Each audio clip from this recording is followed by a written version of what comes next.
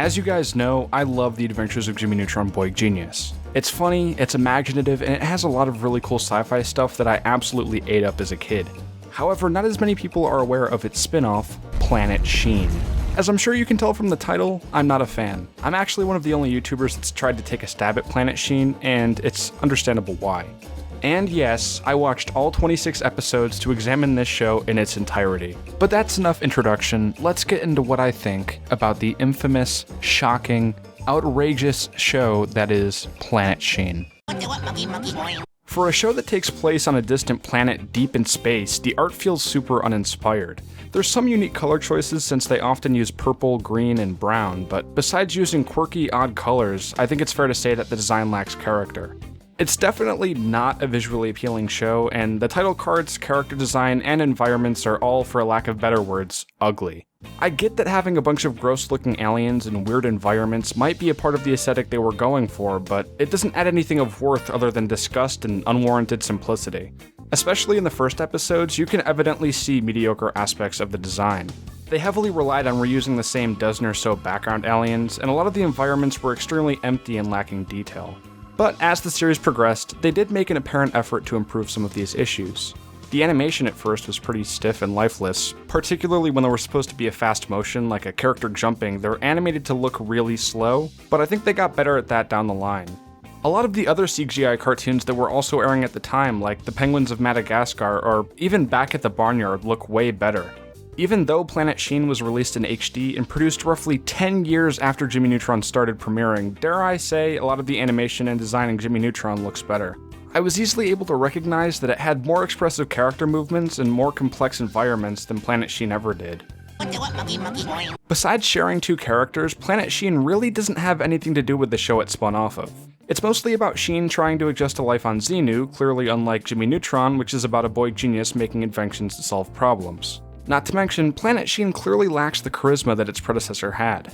If you watch Jimmy Neutron at all, you'd know that Sheen is present most of the time, but he's merely a comic relief character that occasionally spouts a random one-liner.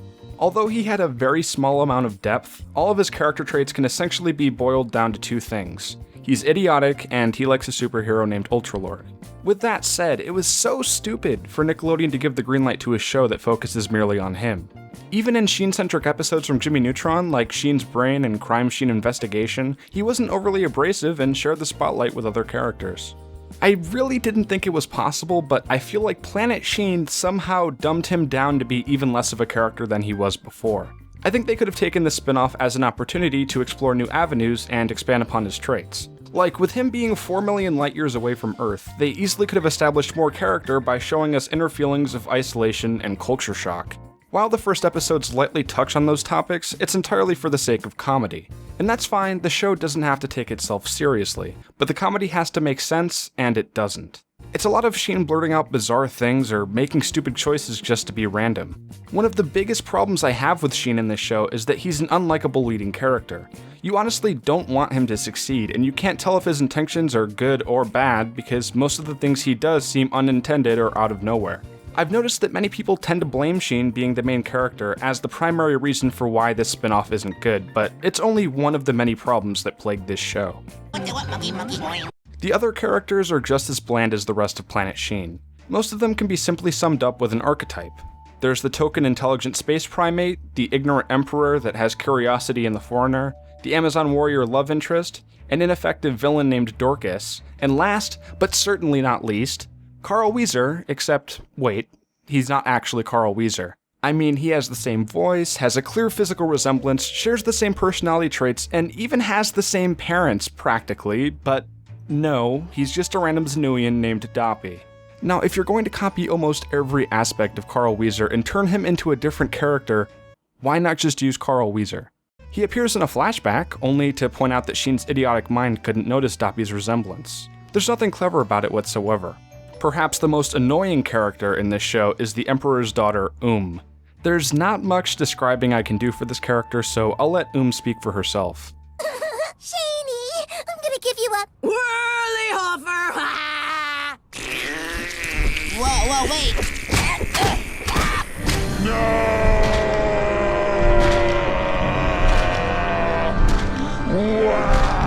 With cliché characters also comes cliché character dynamics. Mr. Nesmith, who's the genius space primate, attempts to guide Sheen into making wiser decisions but always fails. Nesmith is probably the most likable and level-headed character, yet he's somehow not that charismatic in general. Nesmith, Doppy, and Sheen are fairly comparable to the original trio of Jimmy, Carl, and Sheen, since it's a smart person, some variation of Carl Wheezer, and Sheen, except the Planet Sheen characters are far worse. Dorcas's relationship with Sheen throughout the series is basically that of Squidward and SpongeBob during the first portion of Dying for Pie.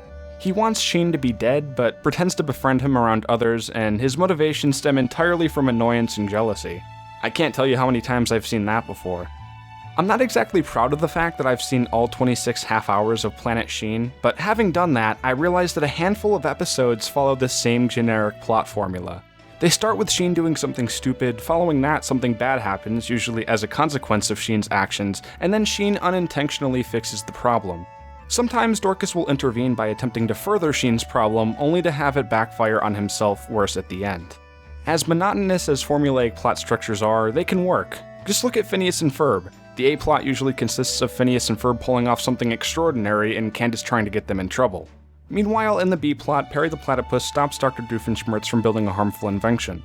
It works with that show and not Planet Sheen because, although the outcomes are predictable, Phineas and Ferb exaggerate their formula so much that it becomes ironic and humorous in itself. And I think that's Planet Sheen's biggest pitfall. It's a comedy show that's not funny. The humor in this show doesn't have any rhyme or reason to it. Once in a blue moon, I'd chuckle from a quippy joke that one of the other characters would make, like Mr. Nesmith comparing Sheen's lack of intelligence to evolution going in reverse. But besides that, most of the attempts at humor were painfully unfunny.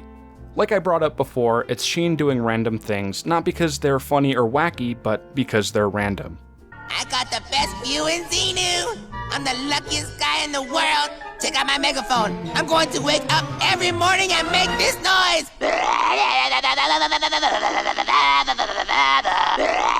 Sheen's idiocracy served great under Jimmy Neutron because it was occasionally refreshing to see an idiot alongside a genius who was the focus of that show. But I don't believe it's equally as refreshing having Sheen as the star of his own show, constantly doing mindless things with sophisticated interjections that are less frequent. The humor in Planet Sheen is not only nonsensical, but it's super repetitive too. One of the recurring jokes is that Sheen mistakenly refers to Mr. Nesmith as a monkey, followed by Mr. Nesmith correcting him that he's actually an ape. Yeah, that's the joke. But they use this over and over again throughout the series, and it's not that funny to begin with. Another recurring gag they'll have is providing an opportunity for Sheen to potentially do something rational, only for him to completely disregard it and act stupid instead. It's maybe worth a few laughs at first, but it happens all of the time and gets old pretty quick. The show can sometimes attempt to be self-aware about dumb things they include, as if they're using that as a way to make up for their stupidity. And I don't want to nitpick by criticizing the logic of Sheen living on a different planet too harshly, since it's applicable to a substantial portion of sci-fi media overall.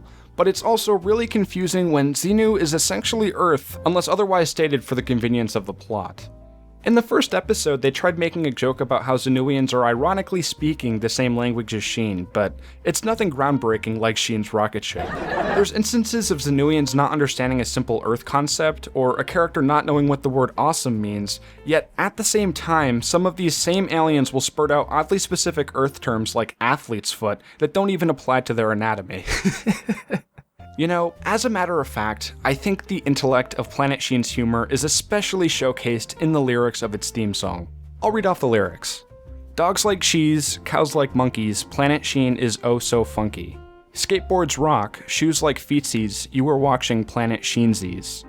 Tuna noodle casserole, pomegranate stew, stranded on a planet, what you gonna do? Change your name to Larry, rub bacon on the queen. It all makes perfect sense on Planet Sheen.